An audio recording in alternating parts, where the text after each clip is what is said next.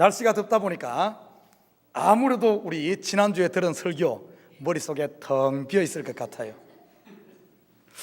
그래서 이 시간 또 친절하게 제가 잠시 지난주 우리가 무엇을 공부하고 무엇을 들었는가 한번 써머리를 하고 또 넘어가도록 하겠습니다. 지난주에 두 가지 사건이 있었죠. 성전을 청량하는 일과 두 증인에 대해서. 이제 머리가 좀 약간 생각이 쏙쏙 들어지고, 그죠? 두 증인. 자, 성경에 나타난 세 가지 성전, 크게 우주적인 성전이 있다 그랬고, 그리고 예루살렘 돌 성전, 그리고 신약에 넘어와서는 예수가 성전이요, 그리고 서신서에는 우리 성도들 한 명 한 명이 몸 성전이다, 이렇게 이야기를 했습니다. 창세기 1장의 우주 창조는 이 예루살렘 돌 성전을 예표하는 그림이요, 예루살렘 성전은 앞으로 오실 메시아를 보여주는 그림이요, 예수 그리스도께서 오셔서는 성령으로 다시 우리 가운데 임재하셔서 우리 한 명 한 명이 성전이다, 이렇게 이야기를 했습니다. 자, 성전 청량의 이야기를 지난주에 살펴봤어요. 성전을 청량하는 목적이 뭐라 그랬습니까? 청량을 하는 이유는 소유권입니다. 소유권. 그리고 청량된 부분은 내가 확정하고 보호하겠다, 이런 의미라 그랬어요. 무엇을 청량했습니까? 성전과 제단을 청량했습니다. 이것은 거룩한 하나님의 임재 처소를 청량한 걸 의미하고, 하나님이, 거룩한 하나님이 임재하는 임재 처소가 뭡니까? 바로 우리 영혼의 자리. 이 자리는 그 어떤 천하가 없어진다 할지라도 하나님께서 내 것으로 청량했기 때문에 끝까지 지키며 보호하시는 줄 믿습니다. 여러분, 지옥 갈까 걱정하지 말아요. 여러분, 정령 예수를 중심 믿었다면 여러분이 12번 더 죄악 가운데 뒹굴고 사단이 여러분들 머리끈데기를 끌고 아무리 끌고 다녀도 여러분의 영혼은 조금도 손상이 없는 줄 믿습니다. 왜? 하나님이 청량해서 청량, 이것은 내 것이다, 청량했기 때문에 그래요. 두 번째는 이 청량, 성전 안에서 예배하는 사람들을 청량했다 그랬어요. 이것은 뭡니까? 성령에 온전히 이끌림 받아 성령의 열매를 맺고 온전한 원리스, 믿음의 결단을 한 부분에 대해서는 세상이 이런 사람들은 감당치 못하는 겁니다. 이런 삶을 물 위를 걷는 삶이라 이렇게 이야기했어요. 우리 교회가 추구하는 세 가지 비전이 뭡니까? 이제는 청량된 성소 안에 들어와서 항상 요동하는 성전 바깥에 짓밟히는 인생이 아니라 거룩한 어떤 이 성숙에 이르자. 그래서 우리 교회 주신 세 가지 비전이 셋째 하늘에 올라가자, 두 번째는 삼일길을 걷자, 세 번째는 천을 품자. 우리의 신앙이 성숙한 단계에 이르러 좀 자유함을 누리는 이런 삶을 살자 이야기를 했습니다. 그런데 지난주 우리 공부할 때 성전 바깥들은 이방인들이 42달 또 42개월 동안 짓밟으리라 이렇게 이야기했어요. 성전 바깥들도 성전이라 그랬죠. 그런데 이것은 짓밟히게 놔둔다 그랬습니다. 왜 짓밟히게 놔둡니까? 하나님이 우리를 향하신 뜻은 좋은 뜻을 가지고 갑니다. 우리 인생 가운데 짓밟히고, 이것을 우리 현대적인 언어로 말한다면 환난과 고난과 시험이 계속되는 걸 말합니다. 우리에게 환난과 고난을 하나님이 왜 허락합니까? 하나님이 없어서요? 하나님이 내가 싫어서요? 천만에. 성경은 보면은 짓밟히는 이유는 단 하나입니다. 우리의 거룩과 구원을 위하는 것인 줄 믿습니다. 그곳서 남은 자들을 찾아내기 위해서 알곡과 쭉정이를 걸러내고, 쭉정이는 버리고 알곡을 찾아내기 위해서 연단 차원에서 되어진다는 사실. 그런데 그 기간이 정해져 있죠. 영원히 그렇게 되지 않아. 42개월. 성경에 보면은 지난주 공부했죠. 바벨론 포로를 통해서 바벨론 70년의 정한 기간이 차니까 거기서 남은 자들이 돌아오고, 이스라엘 백성들 애굽으로 갔지만은 430년 정한 기간이 차니까 그곳에서 하나님께서 그 백성들을 끌어내는 이야기. 여러분, 고난당합니까? 환난당합니까? 걱정하지 말아요. 하나님이 여러분을 향하신 뜻은 여러분의 구원이요 여러분의 거룩인 줄 믿습니다. 길어봤자 42개월. 성경에 이것을 3일 반이라 표현하기도 하고 1260일이라고 표현하고 한때와 두때와 반때로 표현하기도 합니다만은 같은 단어입니다. 정한 기간. 자, 그것이 성전 청량에 숨어있는 비밀이라고 했어요. 두 번째, 지난주 한 가지 더 했죠. 두 정인의 비밀. 두 정인, 감람나무와 촛대라 그랬습니다. 감람나무는 기름을 의미하죠. 성령의 기름, 은혜의 기름, 기도의 기름이 충만하게 흘러넘치는 이런 교회들은 어떤 일이 일어납니까? 세상이 이 교회들을 무너뜨려 두 정인을 죽이려고 했지만 그들 가운데 입에서 뭐가 나왔어요? 불이 나오고 물이 피되게 하는 이런 능력이 나온다, 이렇게 이야기했습니다. 그리고 이 두 정인, 감람나무와 촛대인 이 두 정인이 하는 게 딱 하나 있어요. 복음 증거하는. 그래서 이 시대 살아있는 교회들은, 이 시대 두 정인된 교회는 반드시 복음이 증거되어져야 될 줄 믿습니다. 복음 증거가 되어지지 않는 이런 교회는 죽은 교회입니다. 나는 우리 참교회 감사해요. 좋은 소문들이 이민사회에 퍼져가고 매주마다 새로운 얼굴들이 보이며 돌아오고 있어요. 돌아오고 있어요. 그 말은 우리 성도들의 삶이 두 정인처럼 복음이 증거되어지고 있다는 사실입니다. 그런데 어떤 일이 났습니까? 이들이 왕성하게 복음을 전하고 정언을 마칠 때쯤, 이 말은 목적이 성취될 때쯤, 완성될 때쯤, 성도들의 믿음이 거룩하고 성숙할 때쯤 어떤 일이 일어나는가 하면 무저갱에서 짐승이 올라와서 이 두 정인을 죽이는 거예요. 이것을 그냥 문자적으로 보면 아이고 교회가 실패하네, 세상에 졌네, 이렇게 보일 수 있지만 절대 그 의미가 아니란 사실입니다. 이 속에서는 엄청난 역설이 들어있어요. 예수님이 십자가에 못 박힌 것이 사단에게서 져서 죽은 것이 아니라 그 길이 바로 승리의 길이란 사실. 이 말은 우리가 성숙에 이르기 위해서는 우리가 죽어야 된다는 거예요. 우리 속에 있는 자아들, 내 속에 숨어 있는 것들, 이런 것들이 죽을 때 하나님의 능력이 임하고 하나님의 능력으로 다시 사는 역사가 일어난 줄 믿습니다. 그래서 사도 바울은 이렇게 표현합니다. 내가 약할 때 어떻게 된다고요? 강하고. 세례 요한의 복음을 전할 때 세례에 외치고 마지막 다될 때쯤 어떤 고백을 하는 줄 압니까? 그때 예수님께서도 세례를 보면 예수님이 떠오를 때 이런 고백을 합니다. 그는 흥하여야 하겠고 나는 쇠하여야 하리라. 우리의 신앙에 성숙하면 성숙할수록 먼저 된 사람은 약해지는, 나는 낮아지고 나중 온 사람들이 높아져야 될 줄 믿습니다. 이게 교회예요. 이게 교회. 나는 우리 참교회가 이런 이 마지막 때에 정말 나는 강고도 없고 예수만 드러나는 이런 교회 되기를 주님을 부탁드립니다. 자, 이제 막 딱 정리가 딱 되죠, 그죠? 워낙 이 선생이 좋으니까 지난주 다 잊어버렸다가 뭐 지금 딱 정리가 딱 됐을 거예요. 자, 그러면 오늘 본문으로 들어가 보십시다. 오늘 본문 보면은 요한계시록을 크게 보면은 1장부터 11장까지 한번 요한계시록이 끝납니다. 내용을 보면은. 그리고 12장부터 22장까지 다시 내용이 반복돼요. 똑같은 글입니다. 똑같은 걸 두 번 반복해요. 성경에 보면은 똑같은 것을 두 번 반복하는 이것은 뭘 이야기하는 줄 압니까? 왜 반복합니까? 그 일이 확정되었을 때, 요셉에게 두 번 꿈이 반복되어질 꿈에 모양만 다를 뿐이지 두 번 그 말은 하나님의 마음에 정했을 때, 변치 않고 정해진 것을 얘기할 때는 이렇게 반복됩니다. 요한계시록 11장까지 오늘 어떻게 보면은 오늘 딱 요한계시록 11장 마무리하면은 여러분 사실 보면 요한계시록 다 공부한 것과 같아. 그런 이제 다음 주부터는 이제 그냥 반복 학습이 반복 똑같은 내용. 자, 그러면은 오늘 내용에 어떤 내용이 들어 있는가?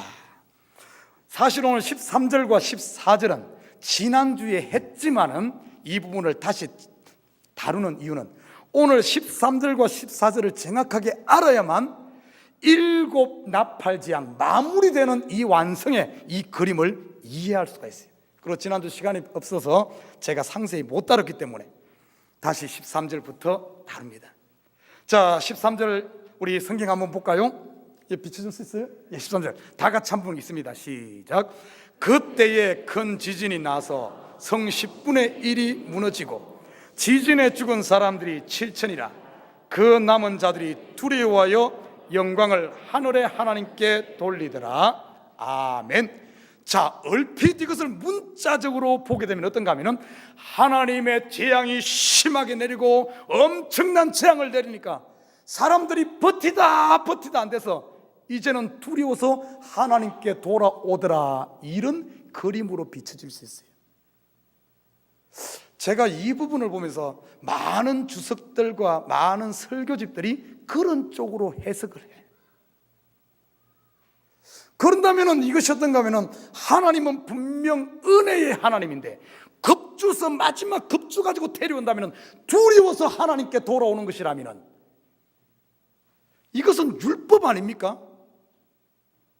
하나님께서 율법을 완성하시고 사람의 옷을 벗기기 위해서 엄청난 바람으로 옷을 벗기는 것이 아니라 어떻게 벗겼죠? 이솝 우화에 보면은 따뜻한 햇빛으로 스스로 벗게끔 만드는 것이 신약의 은혜인데, 그렇잖아요.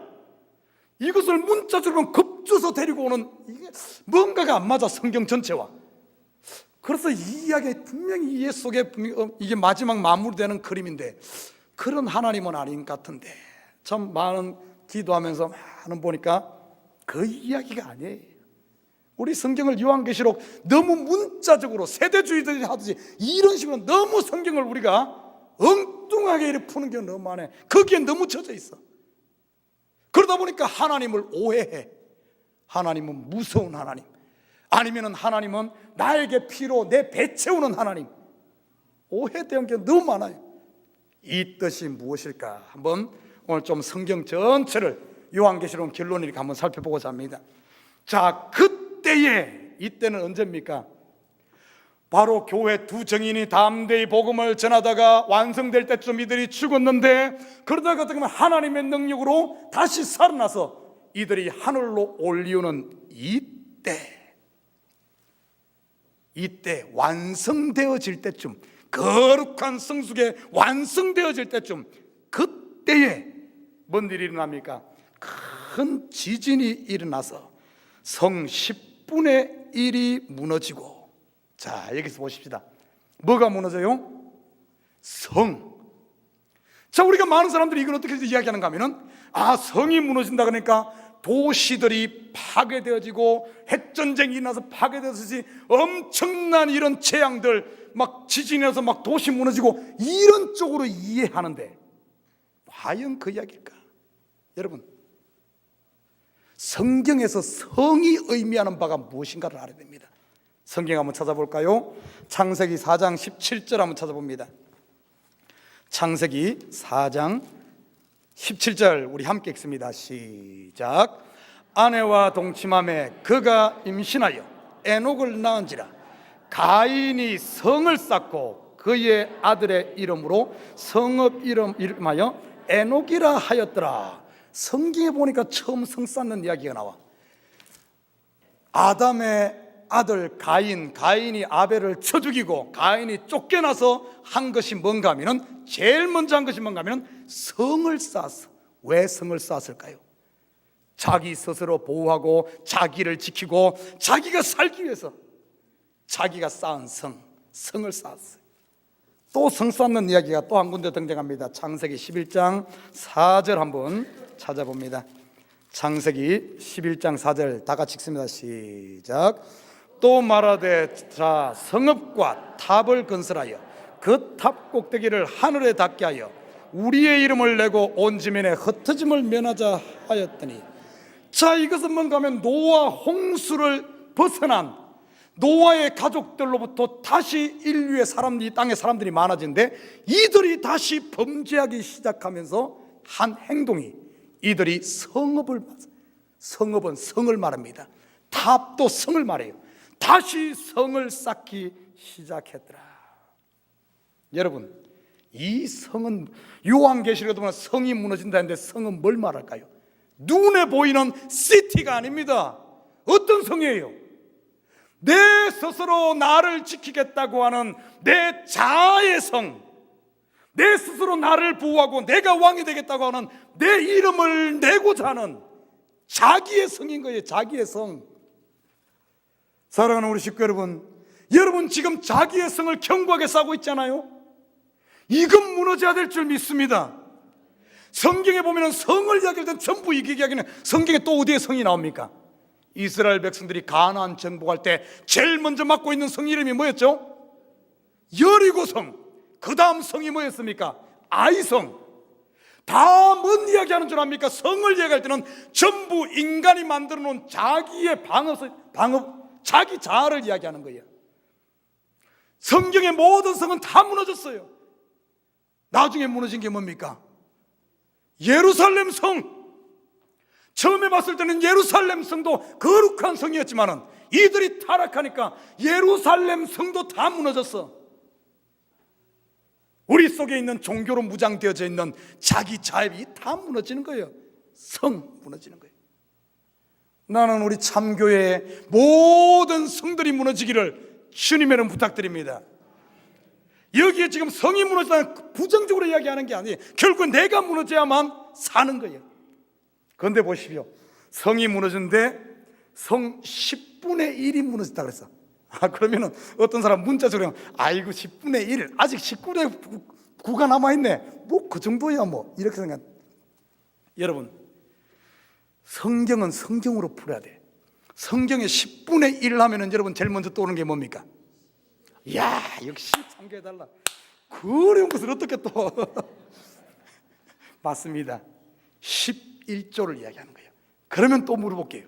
11조 10분의 1을 하나님께 드리는데 그러면은 이 11조는 10분의 1은 하나님 것이고 10분의 9는 내 것이란 뜻입니까?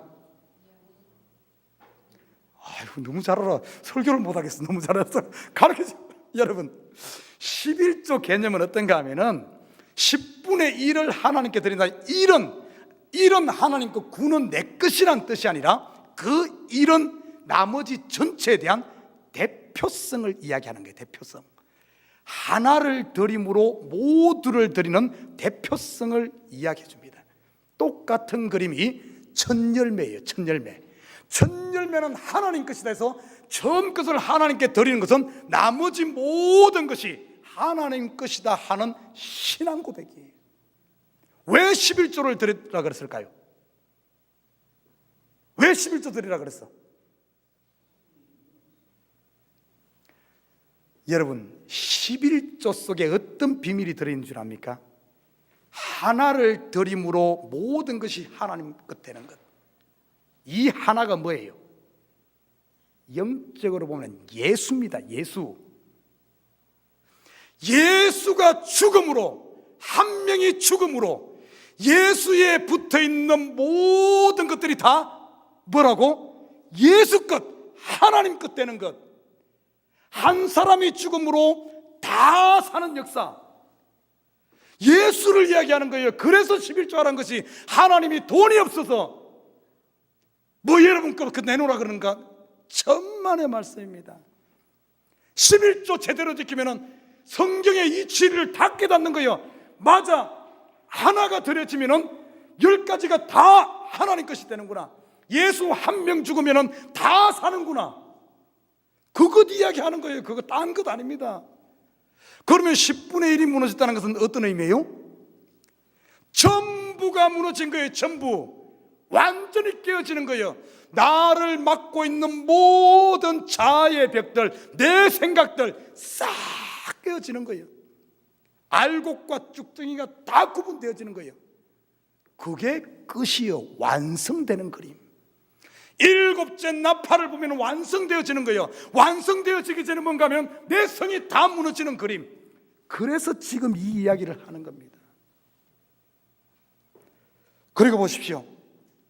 성 10분의 1이 무너지고 다 무너지고 지진에 죽은 사람이 7천이라. 얼마가 죽었어요?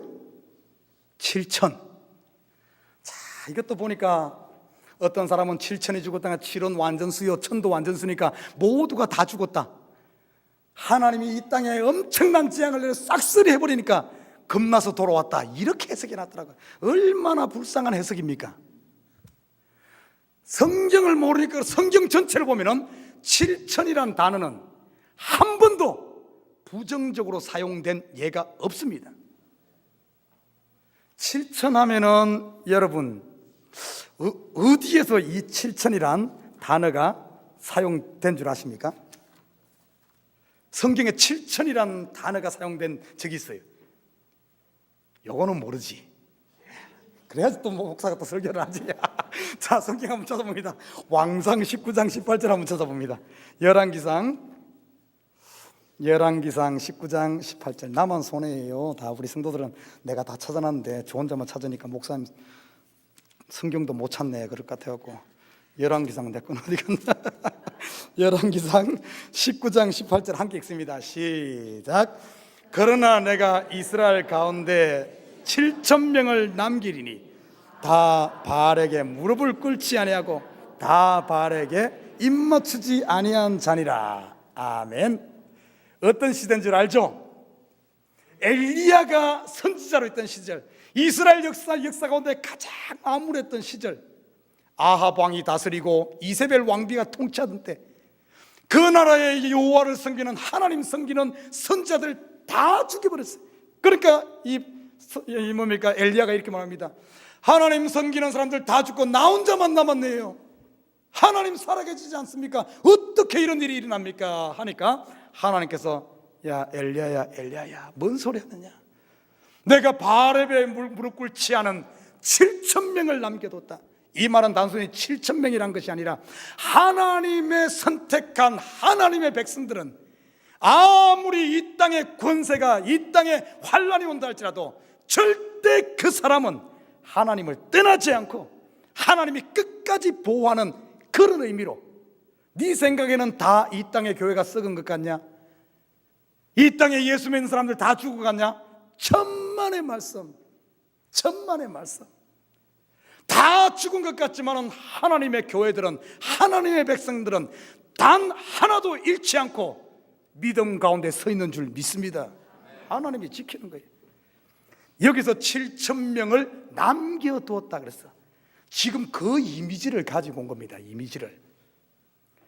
7,000명이 오늘 본문을 보면 성 10분의 1이 무너지고 사람 지진에 죽은 사람이 7천이라 그랬는데, 7천이란 것은 어떤 이미지인가 하면은 그냥 부정적인 이미지가 아니야. 긍정적인 이미지로 보면은 우리를 싸고 있는 모든 이런 거짓된 것들 다 무너지고, 그리고 그 가운데서 남아있는 알곡 진짜 배기를 찾으시는 7천을 남겨뒀다는 그 이미지를 가지고 온 겁니다.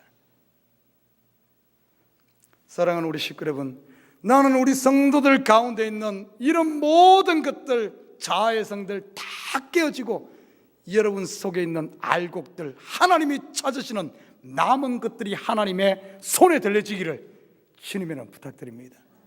자, 그러면서 보십시오. 이 모든 것들이 무너지고 깨어지고 파괴되어지고 다 죽정에 같이 날아가는 것이 무엇으로 말미암아 되었습니까? 오늘 뭐 때문에? 지진에 그랬어요. 지진. 여러분, 여기서 우리가 더 확실한 걸 알 수 있어요. 우리가 생각하는, 보통 문자적으로 생각하면 지진 그러면 부정적으로 생각하는데, 성경에는 지진을 부정적으로 그리지 않아요. 성경의 지진은 어떻게 그리는 줄 압니까? 성경에 나타난 지진은 두 가지입니다. 첫째는 하나님의 능력을 이야기할 때, 출애굽기 이스라엘 백성들 중에 고라 자손들이 하나님께 반역을 일으켰어요. 그때 하나님께서 지진을 일으켜 땅을 갈라서 그 반역한 세력들을 삼켜버리는, 그래서 온 이스라엘이 하나님을 두려워하게 하는, 하나님을 경외하게 하는 하나님의 능력을 보여줄 때 지진이 등장합니다. 두 번째는 뭔 줄 압니까? 하나님의 임재입니다. 임재. 이스라엘 백성들이 시내산에 모였을 때 어떤 일이 났어요? 지진이 났습니다. 번개와 지진, 하나님의 임재를. 엘리야가 바알 선지자, 아세라 선지자 갈멜산 꼭대기에서 800대 1로 싸워서 승리하고 나서 이세벨의 왕비가 그를 죽이려고 했을 때 어디로 도망갔어요? 호렙산으로 도망갔을 때 그때 하나님이 임재가 어떻게 임합니까? 막 지진이 나고 번개가 나고 지진이 임하는 거예요. 그 가운데 세미한 음성으로 임하지 않습니까? 이 지진은 하나님의 임재인 거예요. 하나님의 임재. 여러분, 겉으로 우리가 지난주에 살펴보았듯이 무저갱에서 올라온 짐승이 이들을 죽이고 하는 거고 난리치는 것 같죠? 짐승이 승리한 것 같죠? 천만의 말씀입니다. 유대인들이 로마 병정이 예수님 죽였을 때 로마가 이긴 것 같죠? 아닙니다. 마귀가 승리한 것 같죠? 천만의 말씀. 요셉이 애굽에 팔렸을 때 형제들이 이긴 것 같죠? 아닙니다. 서대반이 순교당했을 때 그 당시 유대인들이 승리한 것 같습니까? 아닙니다. 야고보가 목베임 받았을 때 헤롯이 이긴 것 같습니까? 천만의 말씀입니다. 겉으로는 다 진 것 같고 죽은 것 같고 실패한 것 같은데 어떤 일이 일어났어요? 그게 끝이 아니란 겁니다. 우리가 이 지진에 아니면은 하나님 임재 앞에 우리가 다 항복되어지고 다 어떻게 보면은 다 깨어지고 다 내려놓으면은 죽은 것 같고 끝난 것 같습니까? 아니란 사실이에요. 하나님의 역사는 그때부터 역사하는 줄 믿습니다.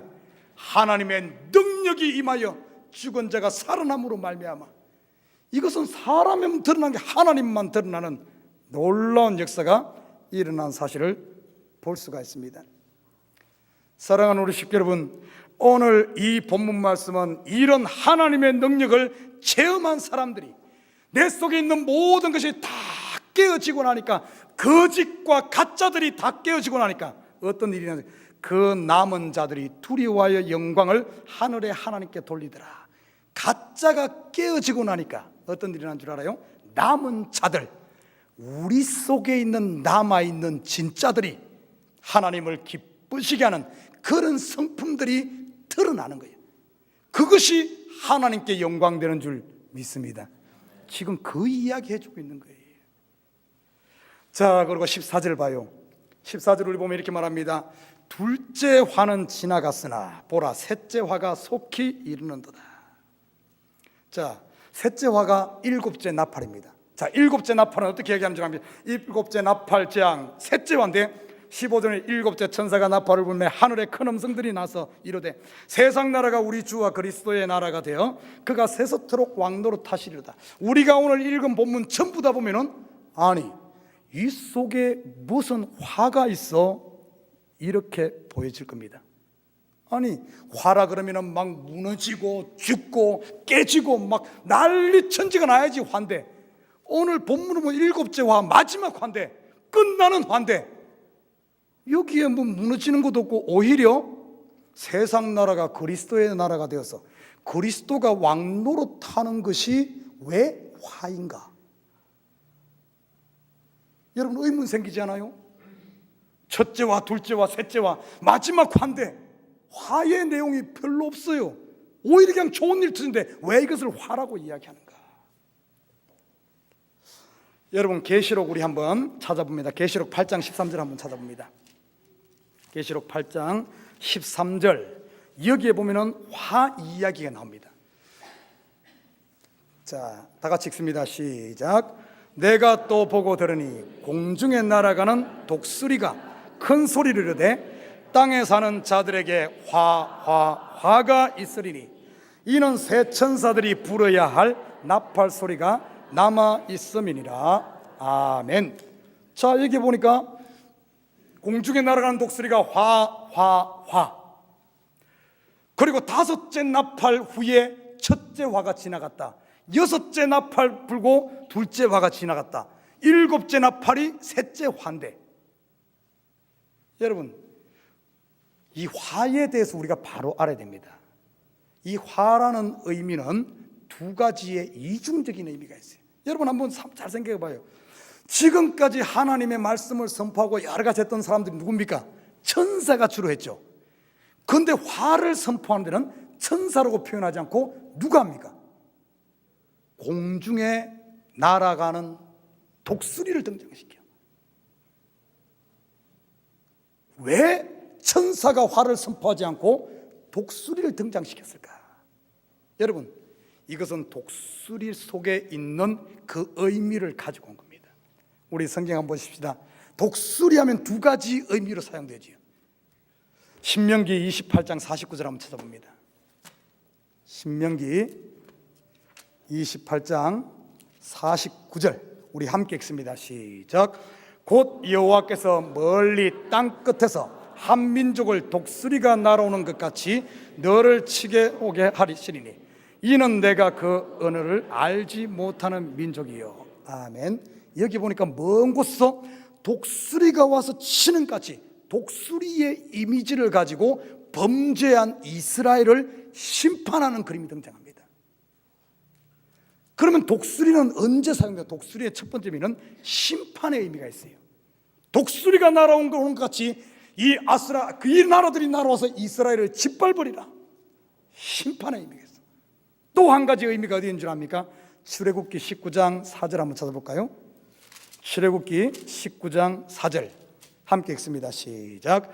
내가 애굽 사람에게 어떻게 행하였음과 내가 어떻게 독수리 날개로 너희를 업어 내게로 인도하였음을 너희가 보았느니라.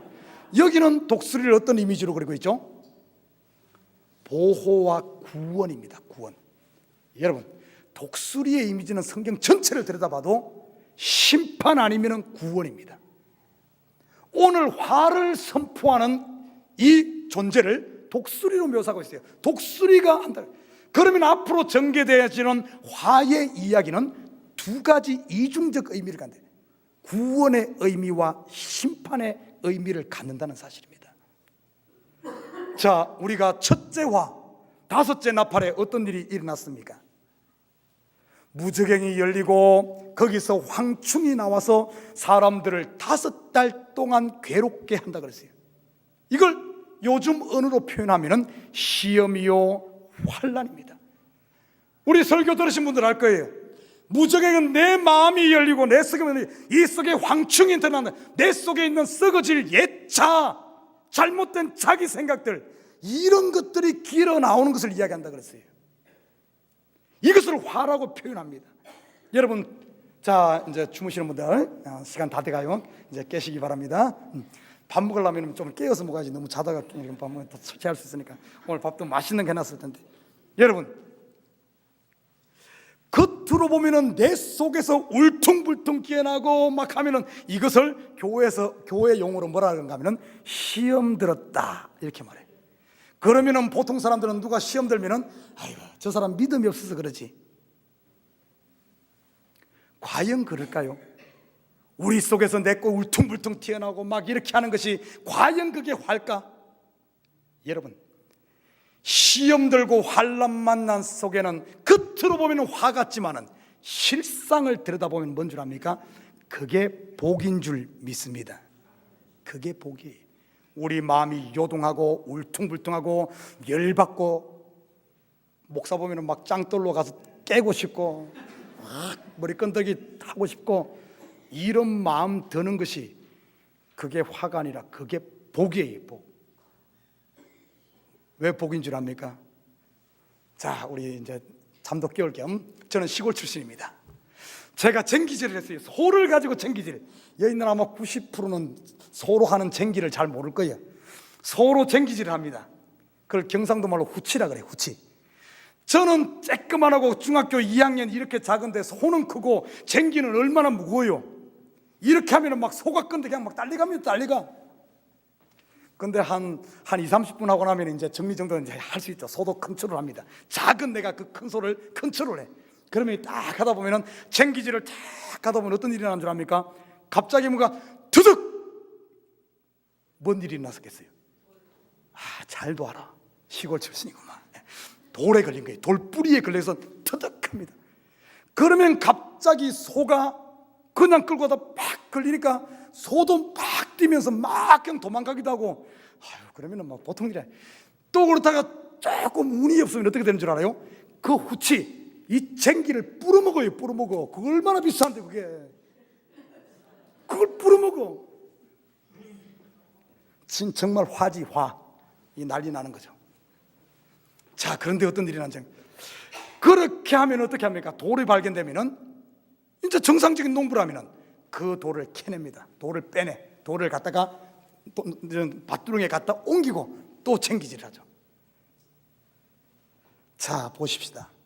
우리 인생에 우리 마음에 말씀을 듣다가 아니면 우리 성도들 릴레이션십을 하다가 돌을 만나서 터득, 그러면은 두고 보자 이렇게 나지. 다시는 얼굴 안 봐. 아니면 이제 막 이렇게 이런 돌들이 걸려서 드러납니다.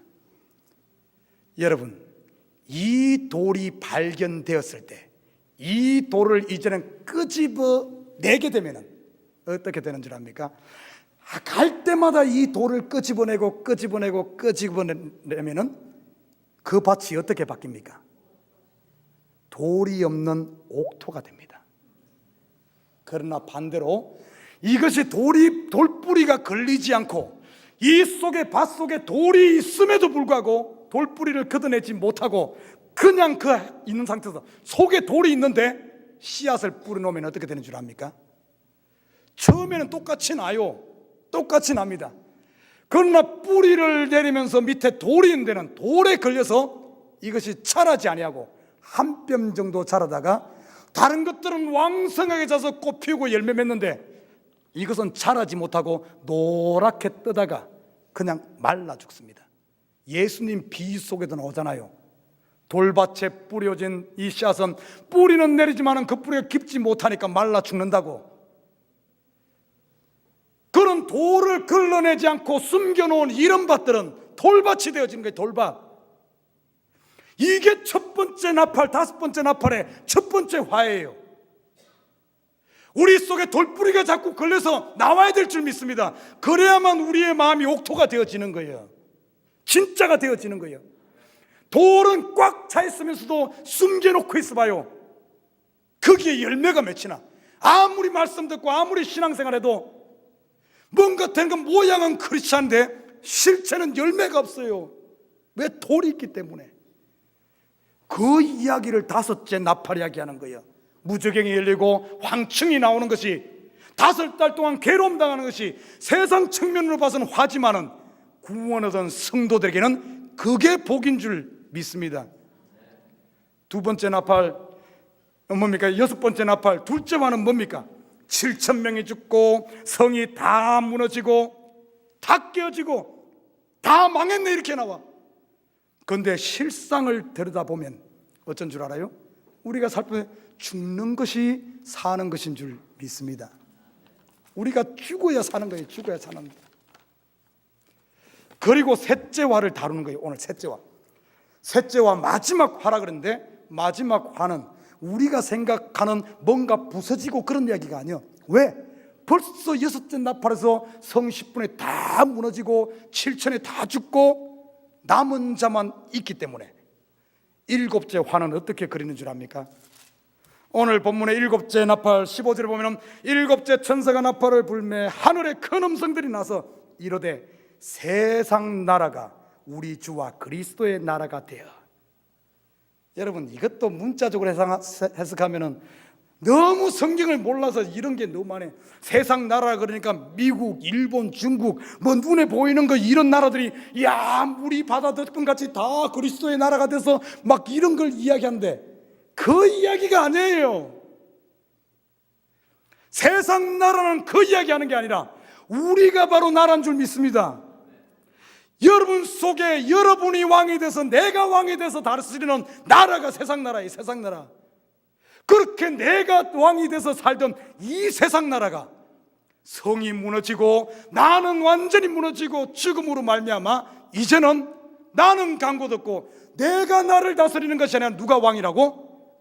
그가 그리스도가 예수가 다스리는 이 나라. 이것을 쉬운 언어로 말하면 셋째 하늘에 이른 사람, 성숙한 그리스도인이다. 우리가 거룩해진 이걸 말하는 거예요.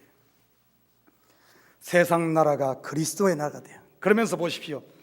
그가 세세토록 왕노릇하시리로다. 누가? 그가 누구예요? 그리스도가. 목사님, 아니 그리스도가 왕노릇하면은 나는 뭔 노릇해야 돼? 종노릇해야 되네요. 싫어요. 그것 때문에 성도들이 안 무너지는 거예요. 성숙하지 않고 여전히 고모양고꼴로 있는 거예요. 고모양고꼴로. 예수가 왕노릇하면 나는 종노릇해야 되기 때문에 종노릇하기 싫어서 나는 여전히 왕노릇하고 싶은데 종노릇하기 싫은 거예요. 자, 여기에 비밀이 있어요. 오늘 분명히 다시 우리 15절 한번 읽어볼까요? 15절 좀 비춰줘요. 예, 다 한번 읽어요. 시작. 일곱째 천사가 나팔을 불매 하늘에 큰 음성들이 나서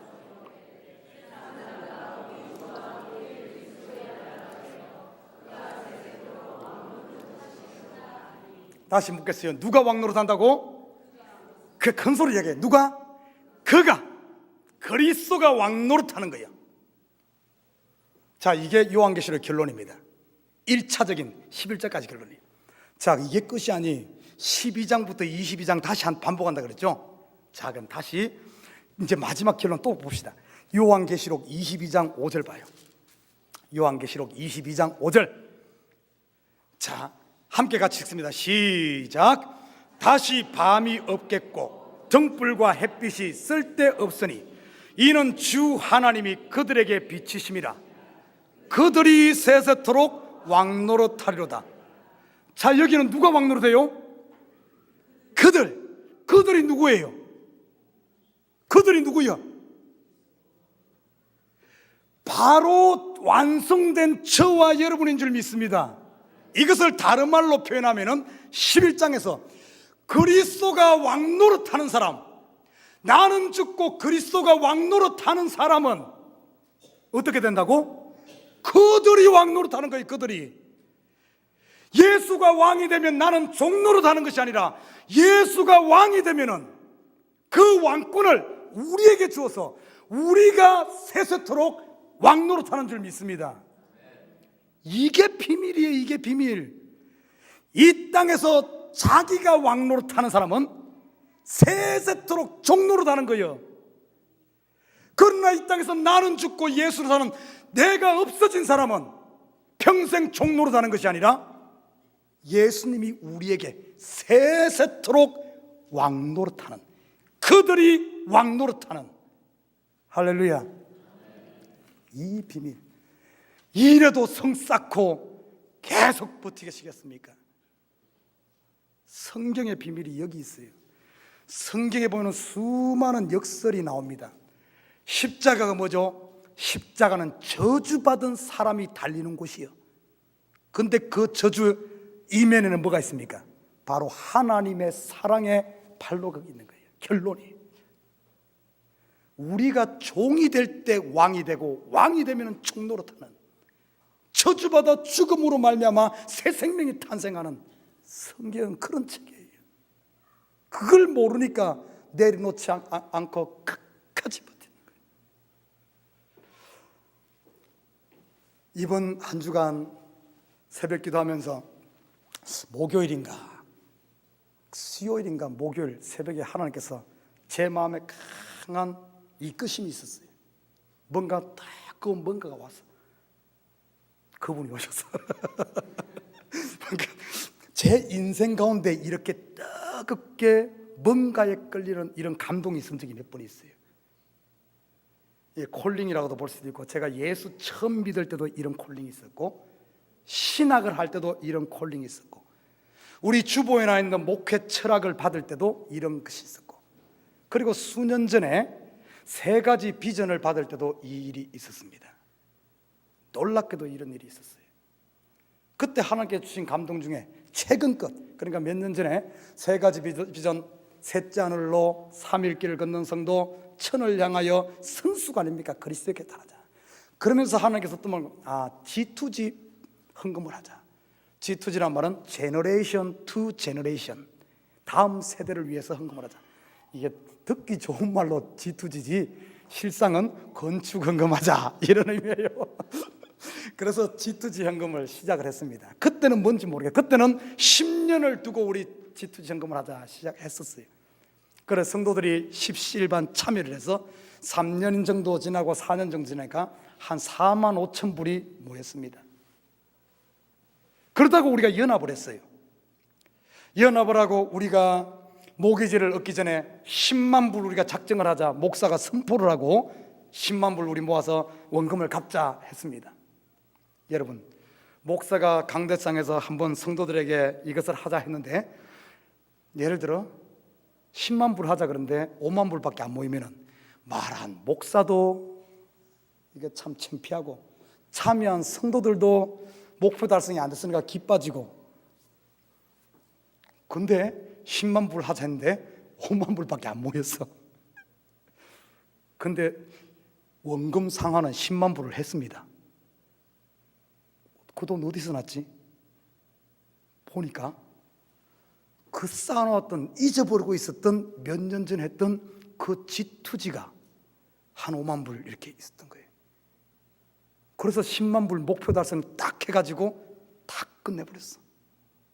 내가 그것을 보면서 야, 그때는 전혀 그걸 모르고 했는데 하나님께서 이때 쓰려고 그렇게 했구나. 하나님은 우리보다 앞서 가시는구나. 저는 그걸 느낍니다. 그러면서 이번에도 저한테 그런 감동을 딱 뭔가 하나 주셔요. 저는 확실히 주신 감동대로 될 줄 믿습니다. 뭐 제가 예언의 능력이 있는 건 아니에요, 특별한 것. 그렇지만 지금까지 하나님께서 주신 감동대로 하나님께서 역사하고 항상 그렇게 간 것을 보게 돼요. 저는 그걸 봅니다. 그래서 이것도 그냥 개꿈이 아니라, 내 생각이 아니라 뭔가 하나님께서 역사하셨다는 생각이 들어요. 이 참교회를 향한 비전인데, 앞으로 이 참교회가 이 시대를 이끄는, 처음에는 뉴욕의 모습을 보여주디 세계의 모습으로 바뀌어요. 세계를 바꾸는 어떤 모티브가 될 수 있는 이런 데로 쓰시겠구나 하는 것을 저는 받았어요. 그런다고 해서 막 이야 이제 앞으로 참교회 부흥하겠네, 엄청난 그런 개념이 아닙니다. 그런 게 아니에요. 우리 목사님들에게 모여서 이야기하면 요즘에 다 걱정하는 것이 뭔 줄 압니까? 이민교회에 대해서 걱정합니다. 이민교회 1세대는 더 이상 한국에서 몰려오지 않지, 교회들은 다 노후화되어 가지, 그러잖아요. 더 이상 없어. 뭐 요즘에 교회 부흥한다 그러면 옆 교회에서 온 거지, 뭐 새로 안 민 사람 온 것도 아니고 다른 데서 몰려온 게 아니에요. 욜로 옮겨 다니는 것 뿐이에요. 그러면서 어떤가 하면 교회 앞으로 30년 후면은 이 교회 사람이 있어야 교회 될 텐데 1세대는 다 없어지고, 그래서 목사님 사이에 고민하는 것이 2세대를 키워야 된다, 2세대를 키워야 된다. 다 그 이야기해. 우리도 그 이야기 하죠. 2세대를 키워야 됩니다. 그래서 2세대를 위해서 많은 재정도 투자하고 온갖 노력하는데, 어쨌든 판인지 2세들은 전부 다 떠나고 교회는 2세들이 별로 없어요. 우리 교회도 예외는 아닙니다. 말로는 2세 하자 하지만은 이게 현실이에요. 앞으로 30년 50년 되면은 이 교회들 다, 중국 교회는 다 없어지고 이민이 와야 되는데 없어질 거 아니에요. 이런 위기에 처했어. 그러면 대안이 무엇인가? 어떻게 하면 2세들을 키워서 할 수 있을까? 거기에 대한 하나님께서 주신 감동인데, 여러분, 우리말에 이런 말이 있어요. 왕대밭에 왕대가 난다. 따라합니다. 왕대밭에 왕대가 난다. 뭔 이야기 하는지 전혀 모를 거예요. 대나무 큰 대나무가 나는 밭에 큰 대나무가 나지, 요만한 대나무 나는 밭에 이런 것 나지 않아. 그런 것을 뭐라 그래? 돌연변이. 이 시대 안타깝게도 우리 지금 뭐 너무 많은 성도들이 돌연변이를 기대하고 있어. 돌연변이. 우리 자식 제발 좀 돌연변이 돼가지고 좀 머리 좋은 나는 이렇게 살지만은 우리 자식은 좀 돌연변이가 되기를. 사실 그런 사람은 별로 없죠, 그죠? 아마 전혀 안 닮은 이상한 사람 나오면은 아마 부부싸움 대판할걸요? 아니 가정에서는 그러면서 교회에서는 전부 돌연변이만 기대하고 있어. 돌연변이. 여러분, 돌연변이로 되지 않아요. 방법은 하나입니다. 이 이민교회가 살고 이 시대 교회가 사는 길은 돌연변이로 되지 않아. 이 시대 새로운 종교개혁, 새로운 시작은 뭘로 되는 줄 압니까? 우리가 다시 복음 듣고 다시 예언하여야 하리라. 우리가 예수 알지만은 다시 내가 완전히 깨어져서 내가 거듭나야 돼. 내가 다시 한 번 더. 성경의 전체 이야기가 뭔 줄 압니까? 마지막 때가 되면은 마태복음 24장에도 그 이야기 돼. 알곡과 쭉정이를 가르듯이 다시 하는 거예요. 다시. 이 시대가 마지막 때 아닙니까? 모두가 마지막 때라 그러잖아요. 6째 나팔, 7째 나팔 완성되기 전에. 이 시대 부흥은 딴 게 아니에요. 없는 사람 갖다 막 사람들 모으는 게 부흥이 아닙니다. 이 시대 마지막 때는 마지막 남은 자들 우리 가운데 우리가 정결해지는 길인 줄 믿습니다. 여러분, 이 교회, 여러분 자식들이, 2세들이, 우리 참교회 2세들이 잘 되기를 바라는 길은 내가 변해야 돼. 내가 참이 되면은 왕대밭에 왕대 나는 거예요. 나는 개떡같이 나는 내 자아로 꽉 차서 내 자랑하며 살면서 저 아이들 돌연변이 되기를 기다립니까? 천만의 말씀, 천만의 말씀. 안 되는 거예요. 우리 좀 정상으로 돌아갑시다. 돌연변이 기대하지 말고 저는 이 참교회, 이 시대 이민교회, 이 시대 교회 마지막 때 우리가 변화돼야 돼. 다시 복음 듣고 허울 벗어버리고 참이 돼야 될 줄 믿습니다. 그 참이 되는 게 뭔 줄 알아요? 그리스도가 왕이 되는 건 줄 믿습니다. 그리스도가 나의 왕이 될 때 여러분은 종이 되는 것이 아니라 그 왕권을 우리에게 주어서 그들이 세세토록 왕노릇하리로다. 나는 우리 참교회의 이 일이 다시 복음을 듣고 참을 회복하는 이름도 얼마나 좋아요. 우리 한 명 한 명이 깨어져서 왕대밭에 왕대가 나는 이민교회 2세들이 새롭게 세워지고 이 나라를 바꾸는 그 물결이 이 교회로부터 출발되기를 주님으로 부탁드립니다. 기도하십시다.